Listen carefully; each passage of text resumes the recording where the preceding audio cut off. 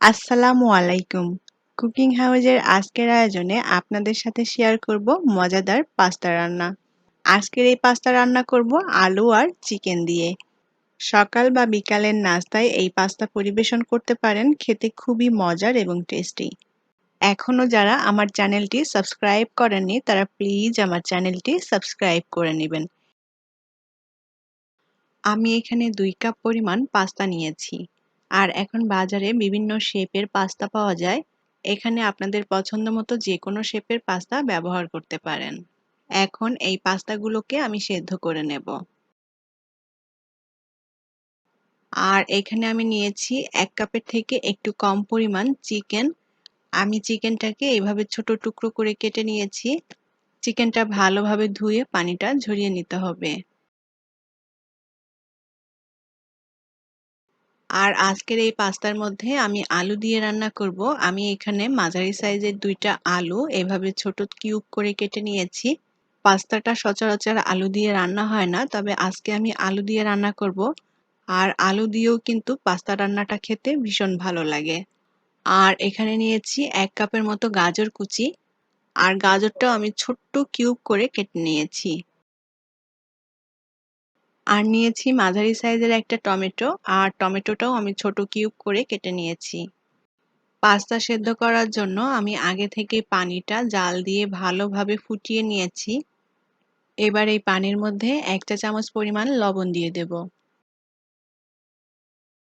আর দিয়ে দেব ১ টেবিল চামচ পরিমাণ তেল। আর পাস্তা সেদ্ধ করার সময় এভাবে একটু তেল দিয়ে নিলে পাস্তাটা সেদ্ধ হওয়ার পর অনেক বেশি ঝরঝরে হয়, একটার গায়ে একটা লেগে যায় না।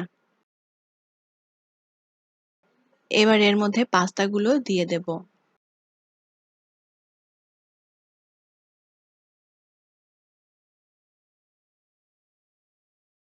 আমি এখানে আরো ১ কাপের মতো পাস্তা অ্যাড করব, কারণ আমি যে পরিমাণ পাস্তা নিয়েছিলাম তাতে মনে হচ্ছে যে পাস্তা একটু কম পড়তে পারে, তাই আমি আবারও কিছুটা পাস্তা অ্যাড করে দিলাম। আর আমাদের বাসায় পাস্তা খেতে সবাই ভীষণ পছন্দ করে, তাই যখনই রান্না হোক পাস্তার পরিমাণটা একটু বেশিই লাগে। এবার পাস্তাগুলোকে ভালোভাবে সেদ্ধ করে নেব। আর নুডলসের তুলনায় পাস্তাটা সেদ্ধ হতে কিন্তু একটু বেশি সময় লাগে। ১০ থেকে ১২ মিনিট সময় লাগতে পারে এই পাস্তাগুলো সেদ্ধ হওয়ার জন্য। পাস্তাগুলো প্রায় আধা সেদ্ধ মতো হয়ে এসেছে। আর এখন এই পাস্তার মধ্যে দিয়ে দেব আলু। আমি আলুটাও পাস্তার সাথে সেদ্ধ করে নেব। কেউ যদি পাস্তার সাথে এভাবে আলুটা সেদ্ধ করতে না চান, নাও করতে পারেন। আলুটা পরবর্তীতে ভেজে দিলেও হবে। আর এখন এর মধ্যে দিয়ে দেব গাজর কুচি। উল্টাপাল্টা করে নেড়ে দিয়ে এখন পাস্তাগুলোকে ভালোভাবে সেদ্ধ করে নেব। আমি ১০ মিনিটের মতো জাল করে পাস্তাটা ভালোভাবে সেদ্ধ করে নিয়েছি। আর পাস্তার সাথে আলু এবং গাজরটাও সেদ্ধ হয়ে গিয়েছে। এখন এই পাস্তাটা আমি চুলা থেকে নামিয়ে ঠান্ডা পানি দিয়ে ভালোভাবে ধুয়ে নেব। আর পাস্তাগুলো ধোয়ার পর পানিটা একেবারে ঝরিয়ে নিতে হবে। প্যানে আমি ৩ টেবিল চামচ পরিমাণ তেল দিয়ে দেব। এখানে তেলের পরিবর্তে বাটারও ব্যবহার করা যাবে। আপনারা বাটার দিতে চাইলে বাটারও দিতে পারবেন। এবার এই তেলের মধ্যে দিয়ে দেব ১ টেবিল চামচ পরিমাণ রসুন কুচি আর ১ টেবিল চামচ পরিমাণ আদা কুচি। রসুন আর আদাটা হালকা একটু ভেজে নেব। খুব বেশি কড়া করে ভাজলে আদা রসুনের ফ্লেভারটা নষ্ট হয়ে যাবে। আদা রসুনটা হালকা একটু ভেজে নেওয়ার পর এবার এর মধ্যে দিয়ে দেব পেঁয়াজ কুচি। আমি এখানে 1/3 কাপ পরিমাণ পেঁয়াজ কুচি নিয়েছি। এবার আদা রসুনের সাথে পেঁয়াজ কুচিটাও একটু ভেজে নেব। এবার এর মধ্যে মুরগির মাংসটা দিয়ে দেব। মাংসটা দিয়ে খুব ভালোভাবে নেড়েচেড়ে পেঁয়াজের সাথে মিশিয়ে দেব। আমি মুরগির মাংসের টুকরোটা একটু বেশিই ছোট করে কেটে নিয়েছি। আপনারা চাইলে এর থেকে একটু বড় করে কেটে নিতে পারেন, অথবা লম্বা চিকন করেও কেটে নিতে পারেন আপনাদের পছন্দ মতো। এবার এর মধ্যে দিয়ে দেব ১ টেবিল চামচ পরিমাণ কাঁচামরিচ কুচি। হাফ চা চামচ পরিমাণ দিয়ে দেব গোলমরিচ গুঁড়া। স্বাদ মতো লবণ দিয়ে দেব।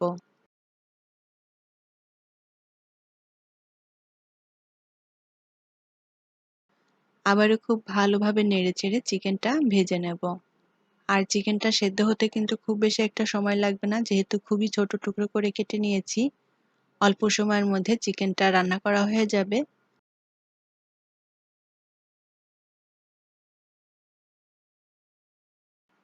এবার এর মধ্যে দিয়ে দেব ৩ টেবিল চামচ পরিমাণ টমেটো সস। আর দিয়ে দেব ২ টেবিল চামচ পরিমাণ চিলি সস। ১ টেবিল চামচ পরিমাণ দিয়ে দেব সয়া সস। আমি এখানে ডার্ক সয়া সসটা নিয়েছি। আবারও খুব ভালোভাবে নেড়েচেড়ে সসটা মাংসের সাথে মিশিয়ে নেব।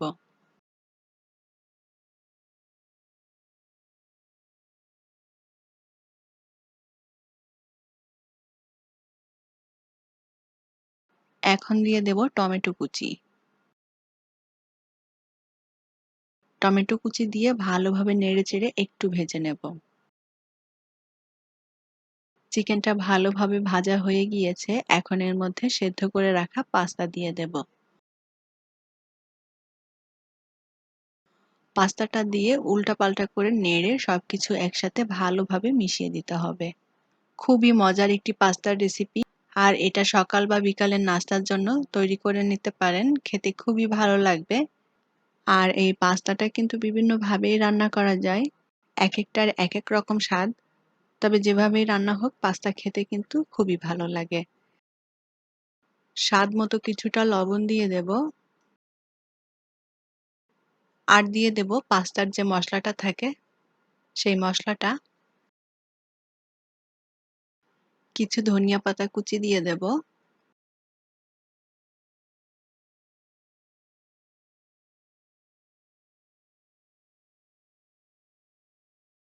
এবার খুব ভালোভাবে নেড়েচেড়ে সবকিছু একসাথে মিশিয়ে নিব। আর এভাবেই এখন অল্প আঁচে আমি ২-৩ মিনিট পাস্তাটা রান্না করে নেব।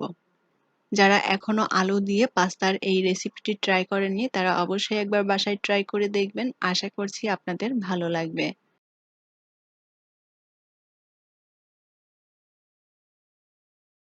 আমার পাস্তা রান্নাটা হয়ে গিয়েছে। এখন এটা নামিয়ে পরিবেশন করব। আর এই পাস্তাটা খেতেও খুবই হেলদি এবং টেস্টি। ছোট বড় সবাই ভীষণ পছন্দ করবে। আশা করি আমার আজকের রেসিপি আপনাদের ভালো লেগেছে। আর রেসিপিটি ভালো লাগলে অবশ্যই ভিডিওটি শেয়ার করবেন এবং লাইক কমেন্ট করে জানাবেন আপনাদের মতামত। পরবর্তী রেসিপি দেখার আমন্ত্রণ জানিয়ে আজকের মতো বিদায় নিচ্ছি। সবাই অনেক অনেক ভালো থাকবেন। আল্লাহ হাফেজ।